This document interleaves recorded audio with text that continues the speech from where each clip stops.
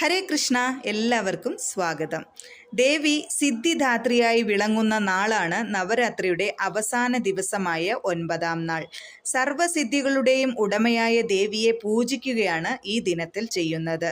സിദ്ധിദാത്രി സർവ്വതും തരുന്നവളാണ്, അറിവിൻ്റെ ദേവതയാണ്. ദുർഗമാസുരൻ തട്ടിക്കൊണ്ടുപോയി ഗൂഢമായി വെച്ച വേദത്തെ തിരിച്ച് എല്ലാവർക്കും അനുഭവരൂപത്തിൽ കൊണ്ടുവരുന്ന ദിവസം എന്ന പ്രത്യേകതയുള്ള ദിവസമാണ്.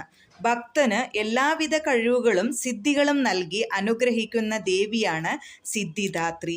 താമരപ്പൂവിൽ ഇരിക്കുന്ന ചതുർഭുജയായ ദേവിയുടെ വലതു കൈകളിൽ ചക്രവും ഗദയും ഇടതു കൈകളിൽ ശംഖും താമരയും ഉണ്ട്. ഭഗവാൻ പരമശിവന് സർവസിദ്ധികളും ലഭിച്ചത് സിദ്ധിദാത്രി ദേവിയുടെ അനുഗ്രഹത്താലാണെന്നും അതിനാൽ തൻ്റെ പാതി ദേവിക്ക് നൽകി ഭഗവാൻ അർദ്ധനാരീശ്വരനായെന്നുമാണ് പുരാണത്തിൽ പറയുന്നത്. സ്വർണവർണ്ണത്തോടുകൂടിയ ദേവി ദാനപ്രിയയും അഷ്ടൈശ്വര്യപ്രദായിനിയുമാണ്. നവഗ്രഹങ്ങളിൽ കേതുവിൻ്റെ ദേവതയാണ് സിദ്ധിദാത്രി. നിർവാണ ചക്രസ്ഥിതയായ സിദ്ധിദാത്രിയുടെ സ്തുതി.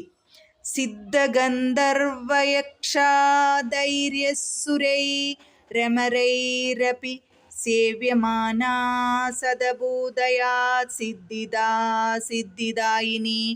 ഈ ചാനൽ ആദ്യമായിട്ടാണ് നിങ്ങൾ കാണുന്നതെങ്കിൽ ലൈക്ക് ചെയ്യാനും ഷെയർ ചെയ്യാനും മറക്കരുത്. Thank you so much. Have A nice day.